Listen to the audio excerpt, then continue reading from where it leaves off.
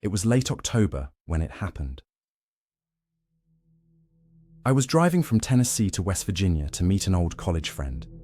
The trip wasn't supposed to be complicated, a straight shot through the interstate, about 6 hours. I'd left early in the afternoon, and by the time evening started to creep in, I was already getting tired from the long drive. I was maybe 30 miles from the town when I saw the flashing signs. Bridge closed, road blocked ahead. A line of cars had already turned back. I slowed down and saw it myself. Large trees had collapsed over the bridge, probably from the storm that had passed through the night before. No choice. I opened my phone and let the map recalculate. It rerouted me down a small road I hadn't noticed before. Wolf Creek Lane. Narrow, unpaved, and lined with dense woods on either side. It didn't look ideal, but it was still showing as the fastest alternate route. I followed it. The deeper I went, the fewer signs of life I saw. No houses, no lights, just forest swallowing the path. My headlights barely cut through the fog beginning to roll in. Around 8:30 p.m., I felt exhausted. I'd been driving all day, and my eyes were beginning to burn. So I pulled off to the side, where the trees opened just enough for my van to fit. The forest was eerily still. No wind, no animals, no sound. I locked the doors, reclined the seat, and opened my laptop to watch something to help me relax before sleeping. That's when I noticed it. A soft reflection of light on my laptop screen. A shimmer, like someone briefly flashed a flashlight outside the van. I spun around quickly. Nothing. I shrugged it off. Maybe a bug flew across the glass. Maybe I was just tired. I wish that was all it was. 15 minutes passed. I paused the video I was watching, and that's when I heard it. Footsteps, slow, crunching the dried leaves outside the van. At first I thought, maybe a deer, but they weren't scattered or fast.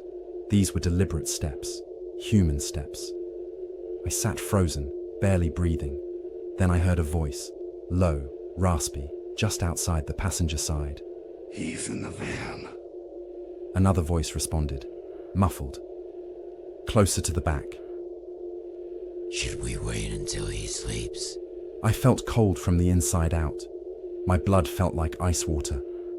I immediately reached for the front lock and double-checked it was sealed. I wanted to look out the window, but I was too scared they might see movement, so I crouched behind the front seats, trying not to make a sound. Then came the first knock. I didn't respond. A few minutes later, again.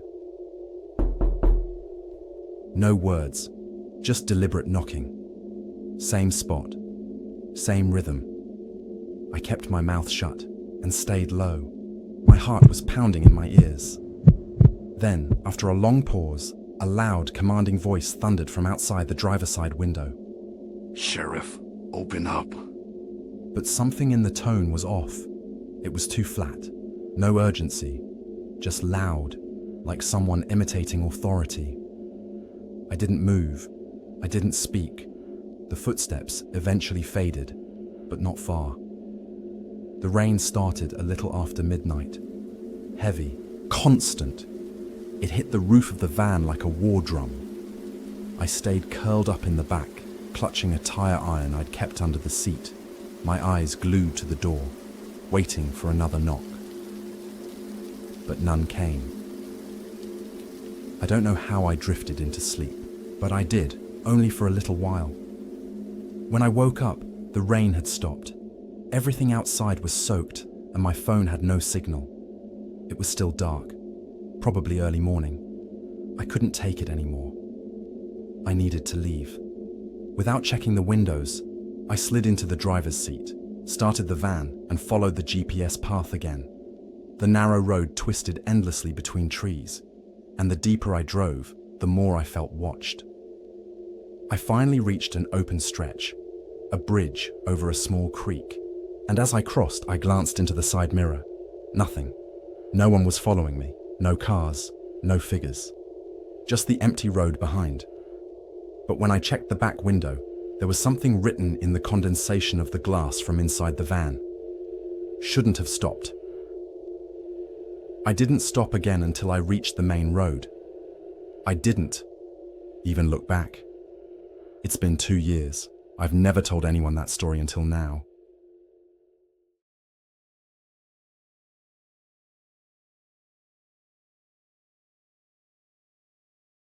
My name is Brian Keller. I'm 24 now, living a pretty regular life in Wisconsin, working as a mechanic. But there's something I've never told anyone, not even my closest friends. It happened back when I was 17, still in high school. We were just a bunch of bored teenagers who thought we knew everything. But there was one thing we all feared: Black Hollow Woods. It was the kind of place you only whispered about. Stories said people who entered never came back. We'd always assumed it was local folklore, just enough fear mixed with fiction to keep kids away. But I was curious, stupidly curious. One night, I decided to go into those woods. Alone. It was a Friday night. My friends and I, Derek, Sam, Jonas, Micah, and me, were hanging out behind the school gym, talking nonsense. Then Jonas brought up Black Hollow. He said his cousin once went in on a dare and never came back. Sam said he heard search parties. Went in and found nothing. No tents, no bones, not even footprints. Just a cold, eerie silence. They were spooked. I wasn't. Maybe I should have been. I waited until everyone left for the night. Around 11:30 p.m., I grabbed my flashlight, a small hunting knife, and snuck out to the trailhead that led into Black Hollow. My heart raced as I crossed the rusted fence with the "Do Not Enter" sign nailed to a crooked post. The forest felt wrong from the start. There were no animal sounds, no wind, just thick, motionless air and the crunch of dead leaves under my boots. I moved deeper, flashlight trembling in my grip. I thought I saw something, movement behind the trees. I turned, quickly, but saw nothing. Then, I heard it, a low growl. At first, I thought it was a coyote, but it was too deep, too heavy. My flashlight flickered. Then I saw them. Eyes, yellow, glowing, watching me from behind a tree. I stood frozen as something enormous stepped out from the shadows. It was a wolf, but not like any I'd ever seen. This thing stood nearly 5 feet tall at the shoulder. Its fur was coarse and patchy, like it had aged 100 years. Its teeth were jagged, and its limbs looked too long, almost human-like. I swear to you, it grinned when it saw me. I turned and ran.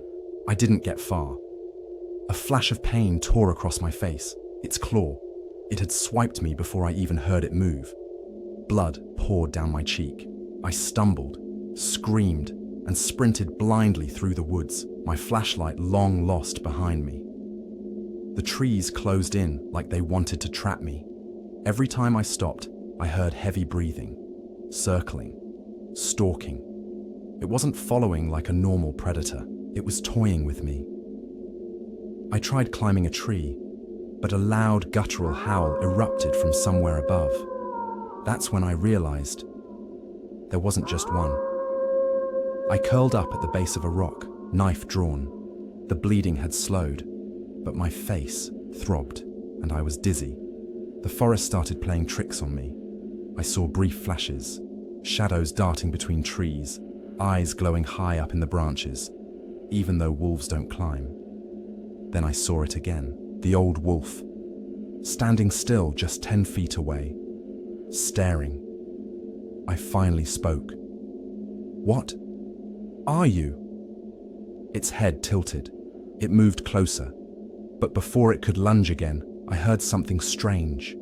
A bell ringing softly in the distance.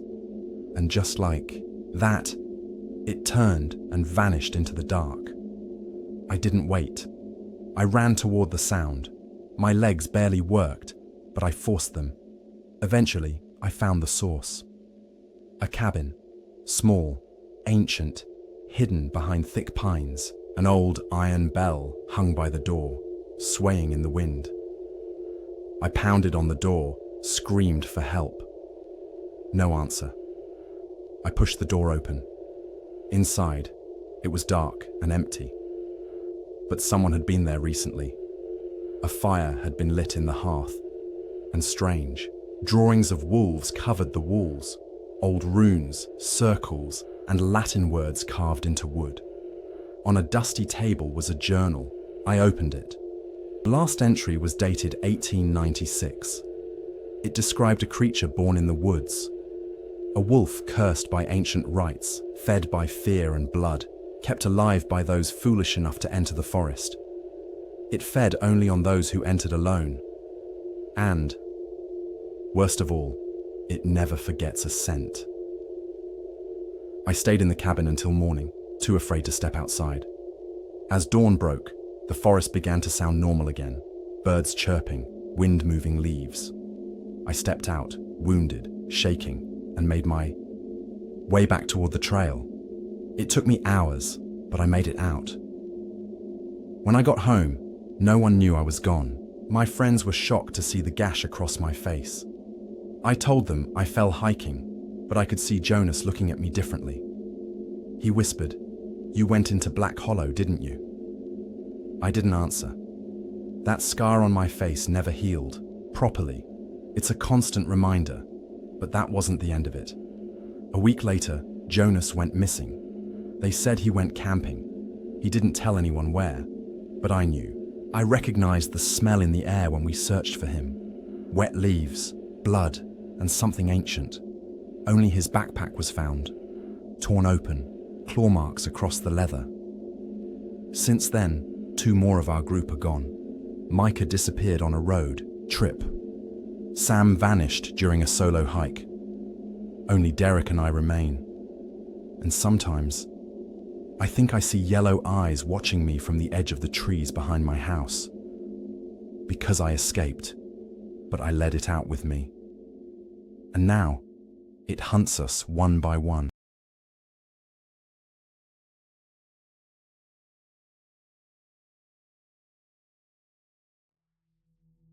My name is Ray Carter. I'm 29 now, but when I was 23, something happened that fractured me forever. It was supposed to be the last adventure of the summer, one final memory before real life began. Me and my best friend Eric decided to spend 3 days hiking through the old Hollow Pines forest, a place known more for its beauty than danger. We wanted peace, fresh air, maybe a little thrill, but Eric started feeling weird, uneasy. He tried to convince me to turn back the first night. I didn't listen. That was the worst decision of my life. I disappeared for 7 days in those woods.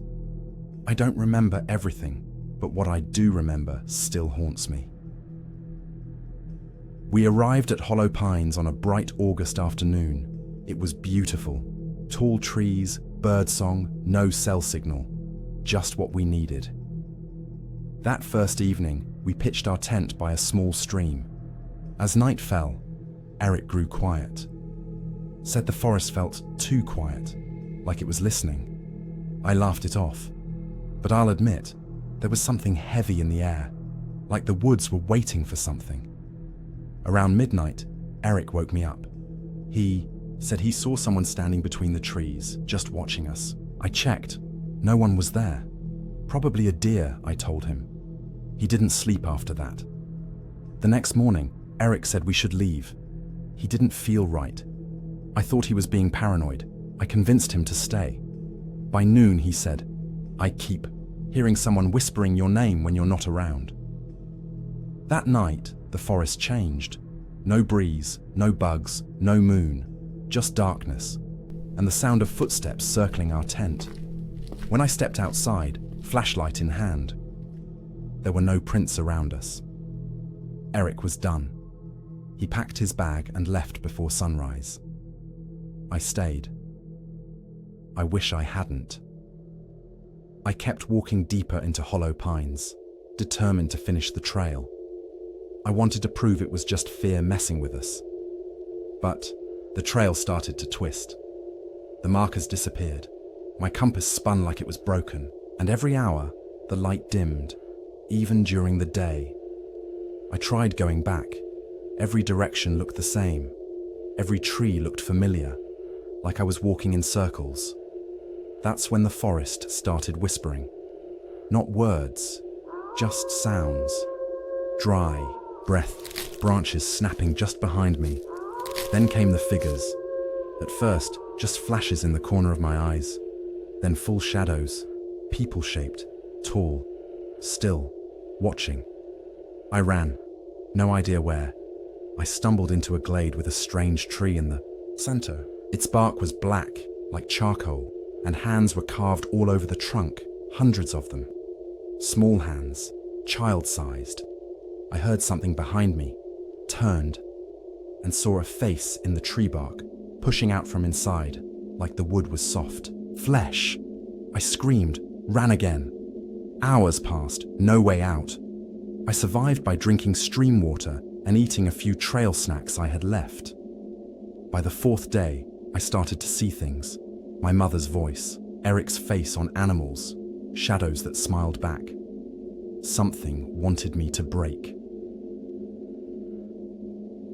On the sixth day, I woke up covered in dirt. My fingernails were broken, like I'd been digging something in my sleep. Beside me was a hole, fresh, shallow, and something sticking out of it. A shoe. My shoe.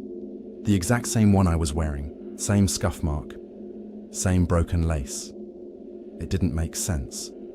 That night, the forest finally spoke. Whispers became words. Hundreds of voices echoing through the trees. Stay. Be part of us. No one leaves Hollow Pines, I snapped. I ran blindly, tearing through vines and branches.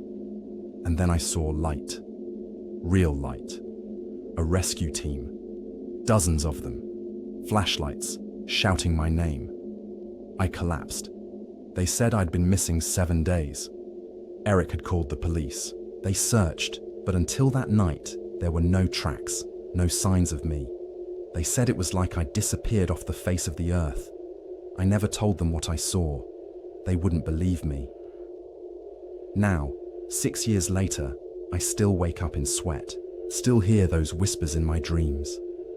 And sometimes, just sometimes, when I close my eyes, I see that tree again, and the face forming in the bark looks like mine.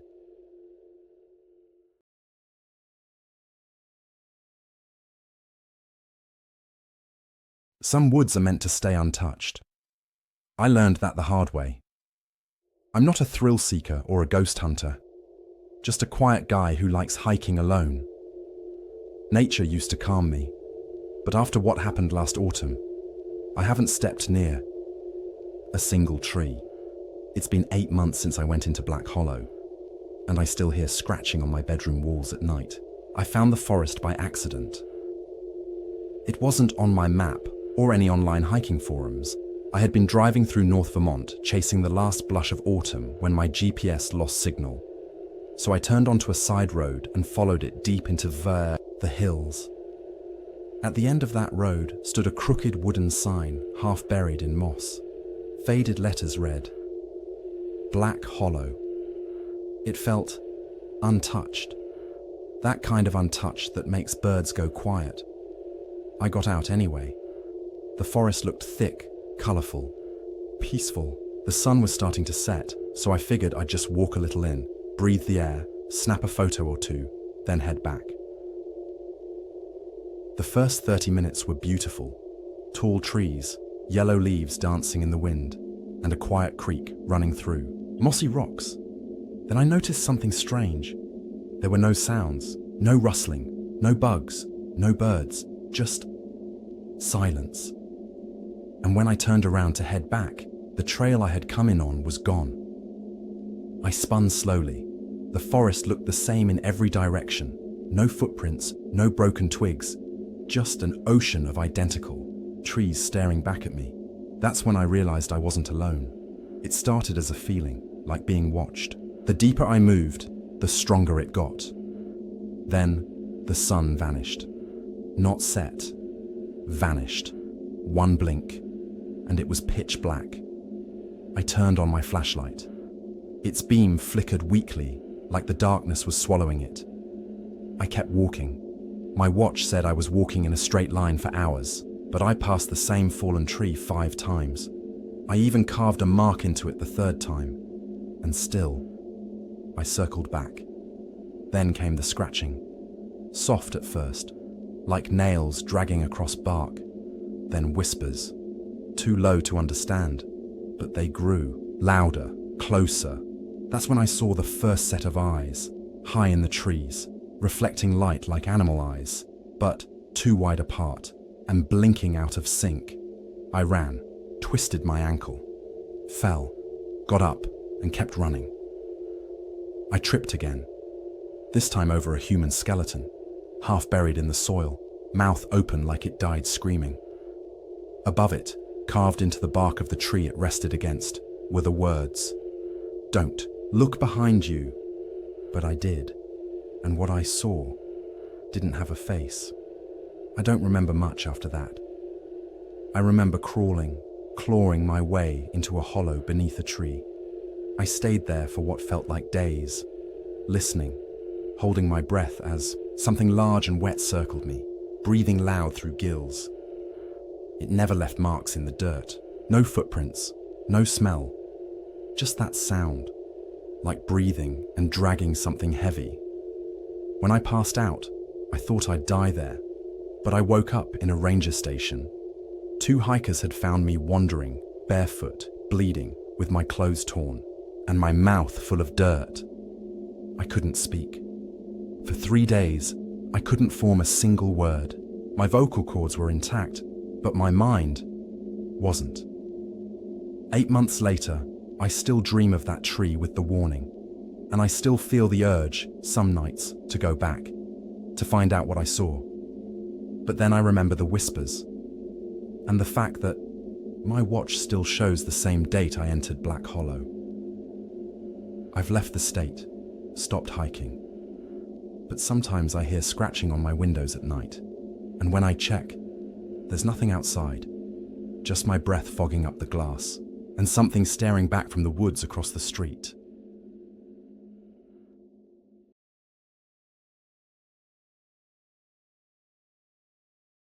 My name is Elijah Cross, 31 years old, raised in the city, but born from roots far older and stranger than I realized. My family never spoke much about our ancestors, especially my great-grandmother Margaret. All I knew was that she lived deep, in the Oregon woods, in a house said to be over 2 centuries old. When I was a kid, I asked my mother why we never visited that place. She'd always dodge the question or say something like, "That house isn't meant to be found." But I've always been curious, always pulled toward places with history and silence. So last fall, when I finally tracked down the location of that house, I packed a bag and drove off into the woods, alone. What I found wasn't just an old house. It was a place still alive with something that had been waiting for me, and only me. The journey took longer than expected. The road vanished after the first few miles, forcing me to continue on foot through dense woods that grew darker with every step. I walked for hours with nothing but old maps, a compass, and instinct. Then I saw it. Hidden between twisted pine trees and veiled in shadow, it stood exactly where the old record said it would, my great-grandmother's house. Moss blanketed the roof, wooden shutters sagged, the chimney leaned like it might crumble, but somehow the place felt intact, not abandoned, preserved, almost. Inside, it smelled of old wood, dried herbs, and something else I couldn't place, something sweet and rotten. Dust coated everything, yet a fire still smoldered in the fireplace. That was the first sign something was wrong. No one had lived here in over 70 years. There were family portraits on the walls, some cracked, some fading. One showed a young woman with piercing eyes. Written beneath it, Margaret, 1824. I recognized those eyes. I had seen them in the mirror my whole life. I decided to stay the night. That was my second mistake. That night, I slept in the upstairs bedroom. The wallpaper was peeling in long curls, revealing symbols scratched into the wood underneath. Symbols I didn't recognize. I told myself it was old superstition. Protection sigils, maybe.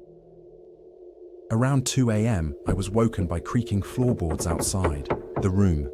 I called out, expecting silence, but someone whispered from just beyond the door. You came back. I threw open the door. Nothing, just the hallway, except there were now wet footprints on the floor leading downstairs. I followed them cautiously. As I descended, every portrait on the wall had changed. Their faces were no longer still or smiling. Every eye in every frame was looking at me. And Margaret's portrait, her face was gone, scraped clean, like someone had clawed it off. Downstairs, the fireplace had roared back to life. A woman sat in the rocking chair before it. Not alive, not dead. More like something caught between. Her skin was grey. Her hair hung like seaweed. And when she turned her head to look at me, I knew. It was Margaret. She opened her mouth, and a voice, not hers, spoke through her. You carried the blood. The door must stay open. Before I could move, the front door slammed shut on its own. The locks twisted, the house groaned, and outside, the trees seemed to shift, closer, leaning, listening. I tried to escape. Every window was sealed with something invisible, thick as iron. The air inside grew heavier. I began to see things, shadows that didn't belong to anything, reflections that moved when I didn't, and voices. Dozens of voices. They spoke from inside the walls, beneath the floor, from the fireplace. They whispered of a pact made centuries ago. My ancestor, Margaret, had made a deal, trading her soul for knowledge and power. But the cost wasn't just hers. The deal bound her bloodline to the house, and I was the first one to return. The longer I stayed, the more the house remembered me. I saw flickers of the past, Margaret drawing symbols on the wood, sealing spirits behind mirrors, feeding something that lived in the crawl space, something hungry. I realized the house wasn't haunted. It was the haunting. It fed on memory, on blood, and it wanted mine next. I burned everything I could. Her books, the symbols, even the portrait wall. Flames rose, screams echoed through the walls. Familiar voices, family I'd never known, crying out for release. I broke through a window during the chaos, cutting my arms and face, and ran. The forest behind me twisted and groaned as I escaped, but I made it back to the road. I never found the house again. Maps don't show it. Satellite images come up blank. It's like it vanished the moment I left. But I know it's still out there, waiting for another of us to come home.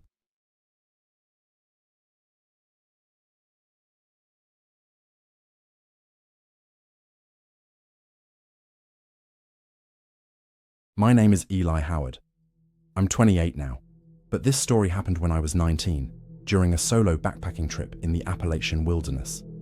I was chasing solitude, trying to escape a messy breakup and the noise of college life. I wanted peace, silence, nature, but I found something else, something ancient, something buried beneath the trees. And I'm telling you this because I don't think it's done with me yet. It started like any other hike. Clear skies, light breeze, and a loaded pack on my back. I had a week planned, no cell service, and no other humans for miles. Just what I needed. On the third day, I veered off the marked trail after spotting what looked like an old deer path. My map didn't mention it, but it felt inviting. I thought maybe it would lead to a hidden stream or a great overlook. Instead, it led me somewhere forgotten. About an hour in, the forest changed. The trees grew closer together, the light dimmed, and then I saw something odd. A stone circle, like a well, but filled with tangled roots.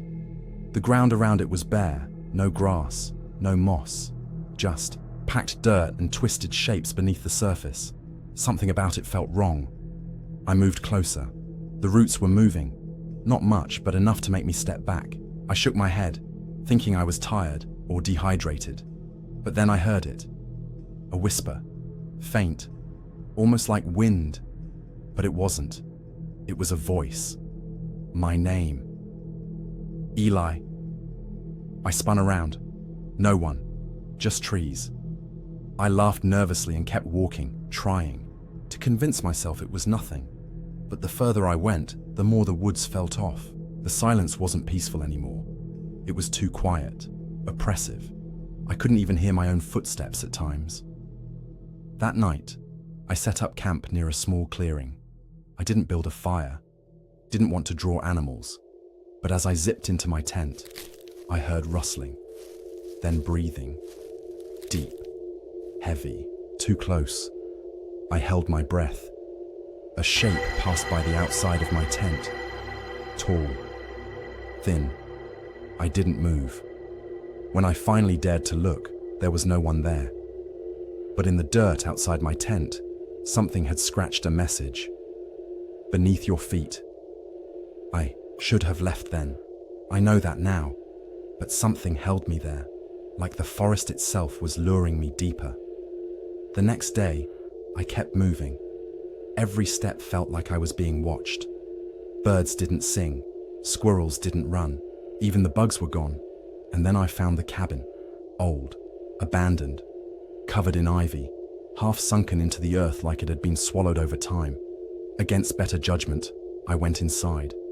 It reeked of mold and something older, rot maybe. The floor was warped and symbols were carved into the beams. I found pages of a diary beneath a cracked floorboard.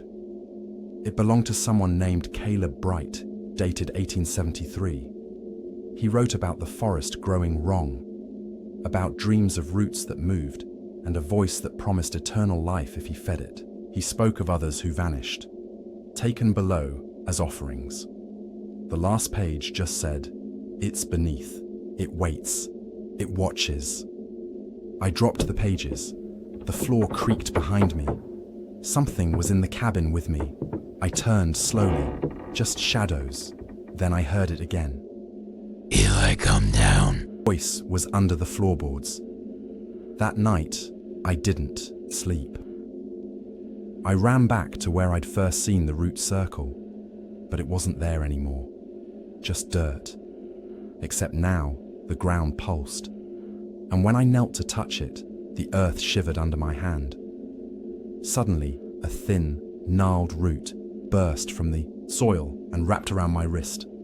I screamed and tore away, slicing it with my camping knife. The root bled, black, thick, and I swear I heard something scream deep below. I didn't stop running. I ran through the woods, disoriented, trying to find the original trail. But the trees had shifted. The path I entered on no longer existed. That night, I climbed a tree to sleep above ground. I wrapped my bleeding arm, heart pounding with every sound.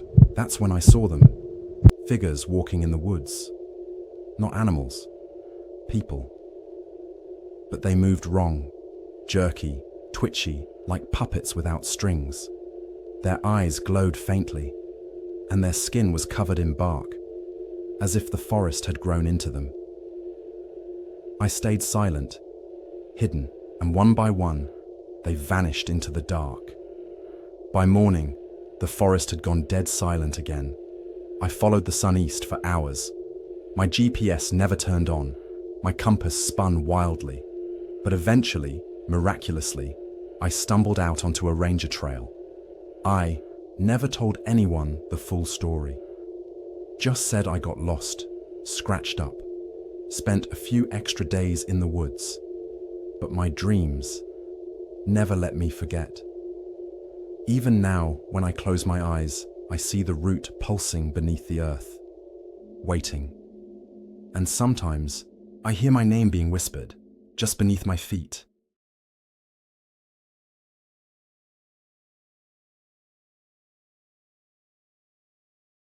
My name is Aaron Blake. I'm 27, live in Oregon, and until last year, I thought nothing could scare me. I've cliff dived, spelunked, even spent nights alone in abandoned places just for the adrenaline rush. I didn't believe in ghosts, curses, or legends. All of that changed one weekend in October. I saw a news segment about a forest closed for over 300 years, Raventon Woods, sealed off after a mass disappearance of over 40 settlers in the 1700s. The place was now surrounded by rusted fences and warning signs from the state government. Of course, it caught my interest. My cousin dared me to go in. I took the challenge. That was the worst mistake of my life. The entrance was barely visible, covered in vines. The sign rusted to the point where you could barely read, "No entry, state order." I parked my Jeep a mile away, hiked through brush, and climbed over the fence. Inside, it didn't feel like Oregon anymore. The forest was unnaturally silent. No birds, no wind, just stillness. Every tree leaned slightly inward, like the forest was closing in on itself. I had my GoPro strapped on, flashlight in hand. The deeper I went, the more the sunlight faded, even though it was only 3 p.m. Then I found a cabin. Rotten, collapsed partially, covered in moss. But what caught my eye was a stone well nearby, and the faint crying echoing from it. It sounded like a child. I froze. Rationally, I knew there couldn't be anyone inside, but the sound kept coming, soft, whimpering, like someone trapped. I leaned over the edge of the well, flashlight pointing down. It dropped into darkness. The crying stopped. Then something whispered my name from behind me.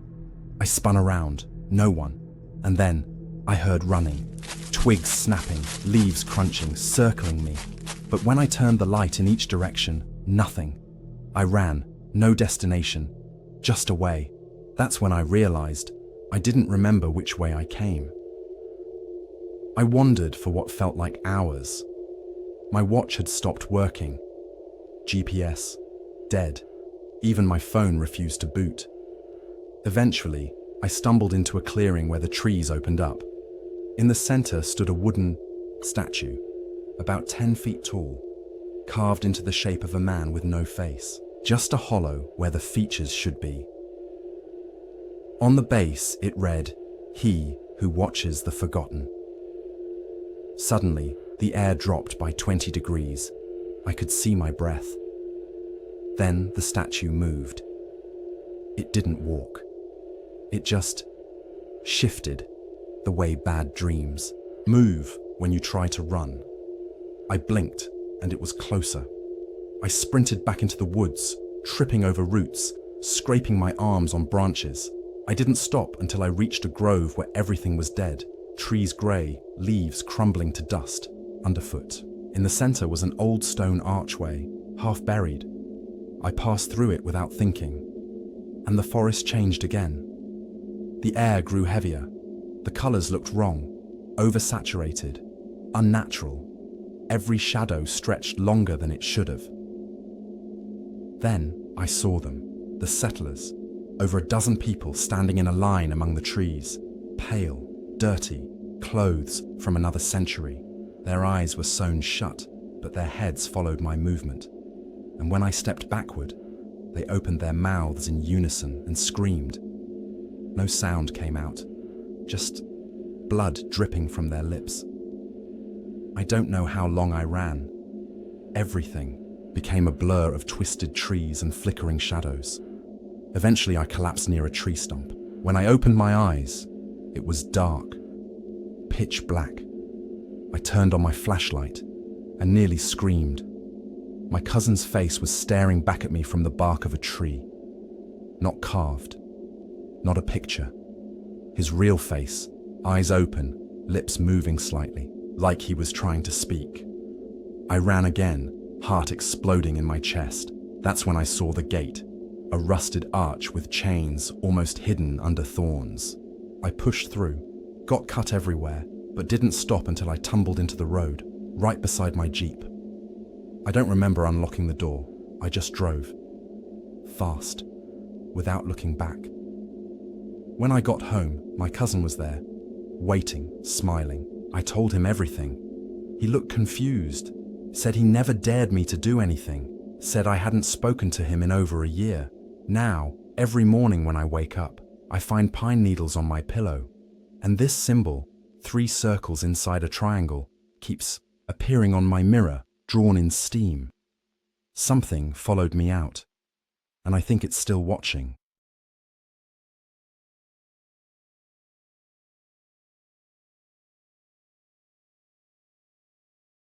My name is Jamie Riker. I'm a wildlife photographer based in Colorado. I've spent most of my adult life in the wild, weeks alone, camera in hand, waiting for the perfect shot. Silence and isolation don't scare me. Or they didn't. But last September, during a solo hike into the Rhone Plateau, I found something I wasn't supposed to, something that shouldn't have existed. Since then, I can't close my eyes without seeing it. This is the story of how I went in for photos and nearly never came out. The trip began like any other, a 5-day solo hike through a quiet stretch of the plateau, remote but not uncharted. I'd studied the map, packed survival gear, and left my route with a friend in case something went wrong. On the second night, I camped near a ridge that overlooked a narrow creek. I was editing photos of elk on my DSLR when I noticed something odd, a light in the woods below, warm, flickering, like a lantern. But there was nothing on the map, no ranger stations, no other campsites. I chalked it up to another hiker and went to sleep. At 3:12 a.m., I woke up. Not to a noise, but to a feeling. The kind of cold that doesn't come from weather, the kind that sinks into your bones. Then I noticed something worse. The light was closer, much closer. I grabbed my camera, unzipped the tent, and aimed in the direction of the light. But when I looked through the lens, there was nothing there. I blinked, looked again, still nothing. But when I lowered the camera, there it was, a warm, flickering glow behind the trees. I should have stayed in the tent, but I went toward Ying. About 20 minutes of hiking led me to it. A cabin, old yet intact. Wooden frame, mossy roof, a small front porch. No windows, just a door. And on that door, carved deep into the wood, was a symbol, a circle crossed by 4 jagged lines. I didn't recognize it. I knocked. No answer. The door creaked open. Inside, the walls were lined with photos, hundreds, all black and white, all showing people in the forest. Some looked recent, some ancient. Every person was staring at the camera with wide eyes and slack jaws. But their eyes were glowing white. Then I saw something worse, a photo on the far wall. It was of me, same clothes, same jacket, same backpack. But the background wasn't the cabin, it was my tent. And behind me, in the photo, a tall, shadowy figure stood watching. I backed out of the cabin, heart racing. The moment I stepped off the porch, I heard it, wood creaking. But not from the structure, from behind me. I turned, and there it was. A tall figure, 8 feet at least, skin like old wood, arms unnaturally long, head tilted too far to the left. It had no face, just indentations where eyes should be, and then it moved, fast. I ran. I didn't care where, just away. Branches tore at my jacket. The cold air burned in my lungs. Behind me, the sound of cracking twigs and shifting weight never faded. At some point, I tripped, rolled down a small hill, and landed hard on a pile of leaves. Silence. I didn't move for a full minute. Then I opened my eyes, and the light was back. The cabin. But something had changed. It was upside down. Literally. Roof on the ground, porch above, but it stood as if gravity didn't care, and that symbol on the door, it was glowing. I didn't go near it this time. I ran until I saw daylight. By some miracle, I made it back to my tent by sunrise, packed everything, got to the trailhead by noon. I never spoke about it, until now. But here's what keeps me up at night. When I developed the last few shots on my camera, one stood out. It wasn't mine. It was a wide-angle photo of me, standing in front of the cabin, my hands by my side, my face pale, and behind me, that figure, its wooden hand on my shoulder.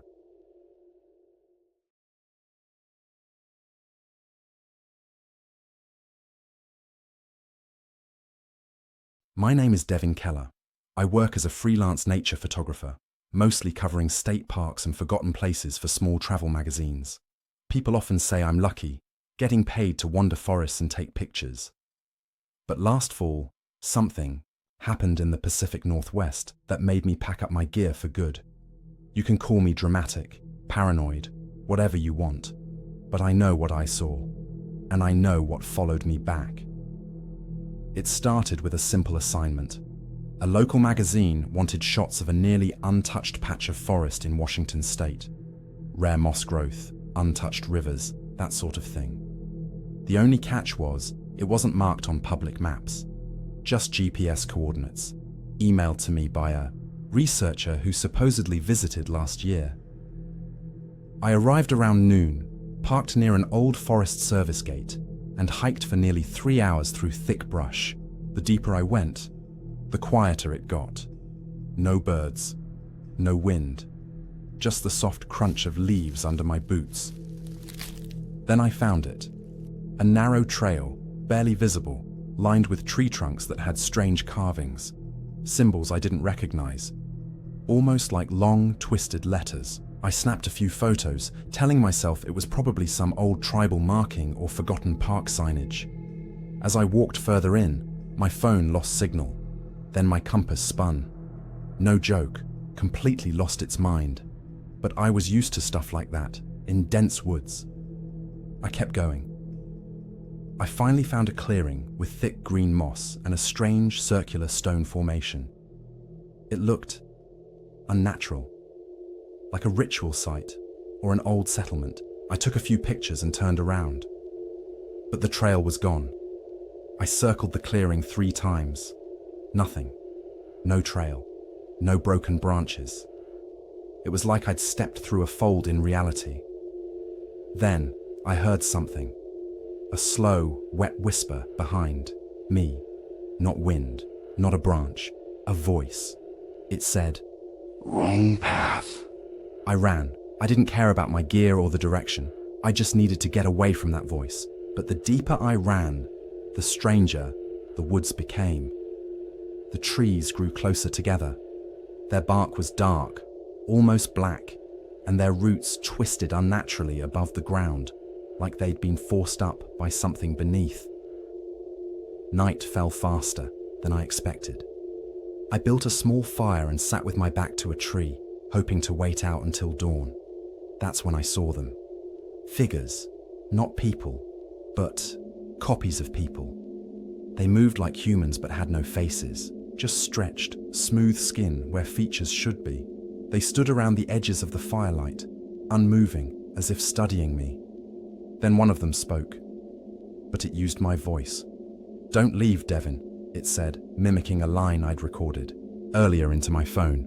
I stood, heart pounding, as another figure stepped forward, taller, head tilted at a sharp angle. It had my face, but the eyes were too large, too dark, and the mouth was locked in a grin that never moved.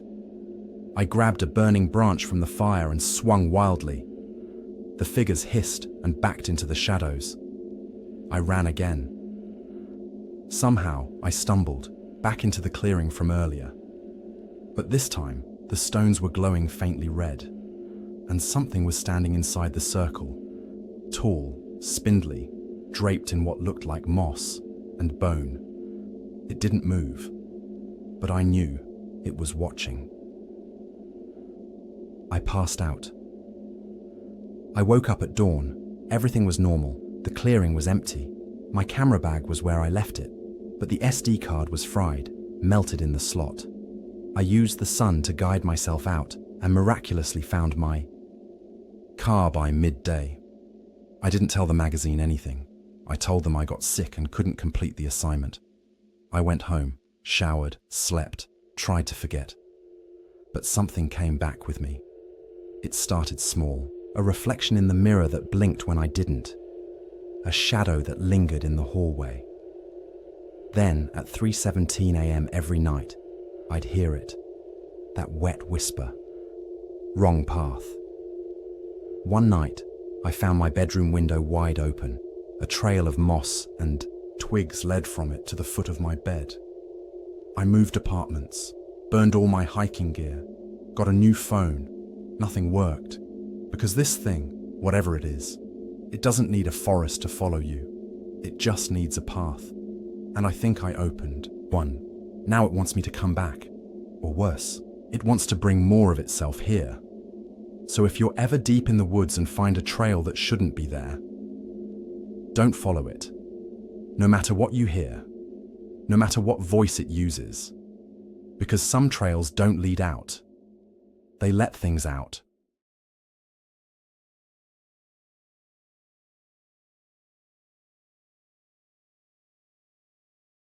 My name is Marcus Lane, and I'm not the kind of guy who scares easily. I've spent the last 8 years working as a forest conservationist, camping solo, trekking through thousands of acres of wilderness, and monitoring wildlife. I know the woods like the back of my hand. But last October, something happened during a solo assignment upstate. Something I've never been able to explain or forget. I'm sharing it now, not for sympathy, but because I need someone else to believe me. I was sent to Pine Marsh Preserve, a newly protected area in northern Maine. It wasn't on most maps, and the only access was a narrow gravel road that hadn't been maintained in decades. I was to document plant growth, animal activity, and note any signs of illegal logging. I arrived mid-morning and set up camp near a small stream. The forest was dense, towering pine trees, fog that never seemed to lift, and a stillness that felt unnatural. It was like the woods were holding their breath. That first night, I heard scratching sounds outside my tent. At first I thought it was a fox or raccoon, but when I shined my flashlight through the mesh, I saw something too tall to be an animal, something that ducked behind a tree the second the beam hit it. I stepped out, scanned the trees. Nothing. But I found footprints, long, narrow, and barefoot. I told myself it was probably another hiker, though I hadn't seen a single person for miles. The next day, the forest seemed wrong. Every direction looked the same, even with my GPS, which started glitching. The deeper I went in, I'd mark trees to track my route, but hours later I'd find the same mark in the wrong direction. It was like the woods were shifting. That evening, I set a perimeter of motion-sensitive trail cams around my camp. I needed proof. I needed to sleep. At 2:40 a.m., one of the cameras triggered. I woke up to a soft click and checked the feed on my tablet. The footage showed a shape moving just at the edge of camp. Tall, thin, draped in what looked like pine branches and deer antlers. Its eyes glowed for a moment, reflecting like an animal's, but far too high off the ground. Then, the screen glitched. When I checked the area, I found a long, thin carving in the bark of a tree just 15 feet from my tent. It looked like an eye. Below it, written in the bark, were the words, "I see you." I left everything but my emergency pack and flashlight and began hiking back to my truck. But no matter how far I walked, I never reached the gravel road. By sunrise, I was back at the stream where I started. Except now, my tent was gone. I hadn't hallucinated it. I wasn't sleep deprived or injured. Something was toying with me. I kept walking, trying to conserve my water, forcing myself not to panic. I made it to a different part of the forest by mid-afternoon and found something deeply disturbing. An unnatural circle of pine trees, perfectly spaced, as if planted intentionally. In the center was a pile of clothing, torn fabric, boots, a wristwatch still ticking. I recognized the forest ranger emblem on the shirt, one from our department. but no ranger was assigned here for over a year. As I stepped into the circle, everything went silent again. The wind, the birds, even the insects. It was like stepping into a vacuum. Then came the whisper, low and gravelly, from every direction. Join the roots. The trees began creaking, not from the wind, but like something inside them was shifting. I looked up and saw movement between the branches, pale limbs stretching, faces half formed in bark, watching. I sprinted out of the circle, not daring to look back. I ran until my legs gave out and collapsed near a small rise. That's when I saw it, my truck. Somehow, I'd returned to the gravel road. I didn't wait. I drove until my gas light blinked red, then slept in a gas station parking lot 6 towns away. When I checked the trail cam footage days later, only one image remained undeleted. It showed me sleeping in my tent. And behind me, in the shadows, a tall figure with antlers staring directly into the camera.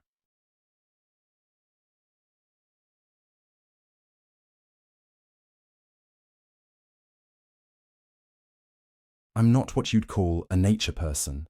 I prefer the hum of city life, the flicker of screens, and the safety of streetlights. But when my therapist suggested disconnecting, go off-grid, find silence, I gave in. I booked a solo hiking trip through Grapevine Forest in Oregon, a place with winding trails and no phone reception past the visitor center. A local ranger named Ben handed me a paper map and a satellite whistle. "Just in case," he said, tapping the whistle. "You hear anything weird? Don't wait. Blow it." I laughed it off. Weird? Like what? Wolves? By late afternoon, I was miles into the forest, under a fading sun. It was peaceful. Silent, yes, but with just enough birdsong and leaf rustling to keep it from being eerie. Until I stopped hearing anything at all. Like, the entire forest just muted itself. No wind, no birds. Not even my own footsteps seemed to crunch like they had before. I stood still. The stillness stood with me. Then something cracked. Not from my feet. From behind a tree, maybe 20 feet to my left. I called out, "Hey, who's there?" No answer. Another snap. Closer. My heart kicked against my ribs. I moved fast, following the trail on my map toward a spot labeled Creek Shelter. It was an old ranger rest point, half collapsed but marked as safe in emergencies. The sun was nearly down. As I hurried, the sound behind me picked up. Not just snapping now.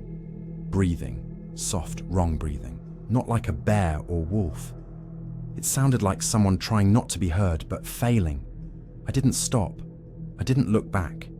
I reached the old shelter and shoved myself inside. Dust, rotten wood, and an old metal lantern greeted me. I locked the broken door with a rope I had. Outside, everything went quiet again until I heard it. Right outside the wooden wall, just inches from where my head rested, a whisper. You didn't blow the whistle. I didn't sleep that night. I sat in the corner with my flashlight gripped so tight my knuckles cracked. The whisper haunted me. Not just the words, but how close it had been. No footsteps, no rustling, just voice. And it wasn't mine. Morning came slow. Light spilled in like it was afraid to enter. The trees outside were still. No animals, not even bugs. I opened the door, half expecting someone, something, to be waiting. Nothing. But, carved into the outside wall of the shelter, in straight, deep gouges were the words, "You don't belong." I turned to the trail, planning to hike back the way I came. But the path was gone. I swear, it was there the night before. The dirt trail, the markers on trees. Now, just forest. Thick, pressing forest, like it grew overnight to swallow. The way out. I climbed a tree for a better view. No clearings, no shelter roofs, just endless woods in every direction. But as I stared, I spotted something strange between the trees. Patches of cleared ground, perfectly round and dark. Burnt circles, maybe 5 of them, each one with a single wooden post in the center, like makeshift altars. I climbed down and picked a direction, hoping it'd lead somewhere. As I walked, I noticed something disturbing. My footprints were being covered, not by wind or rain, by the forest itself, leaves shifting, moss creeping, trees moving. I picked up speed. By noon, I was back where I started. The same tree with the same twisted root, the same carved words on the shelter wall, and someone had added a line underneath. Running makes it worse. That night, I stayed in the shelter again, but this time, the whisper returned with a sound, a dragging sound, and breathing. It circled the shelter, and then it started tapping. One finger, on the wall. In silence, until it whispered. You belong soon. Day 3. I was tired, filthy, and out of food. I tried to mark trees, leave signs, but the forest erased them. I blew the whistle Ranger Ben gave. Me. Nothing happened. No rescue. No animals. Just something watching. I came across one of the burned circles I'd seen from the treetop. The air above it buzzed, not with sound, but with pressure, like the air was vibrating or breathing. A post stood in the center, and hanging from it was a backpack. My backpack, the one I'd buried deep inside my tent the night before. Inside, it was a photo. Me, standing in the shelter, taken from outside the window, and a note. The longer you stay, the more it understands you. That night, I didn't go to the shelter. I climbed high into the trees, hiding in the branches. I watched from above as something arrived. It didn't walk, it slid. Limbs too long, skin like bark but darker, shifting as if it absorbed. Light. It walked into the shelter. I heard it speak again for the last time. He's almost ready.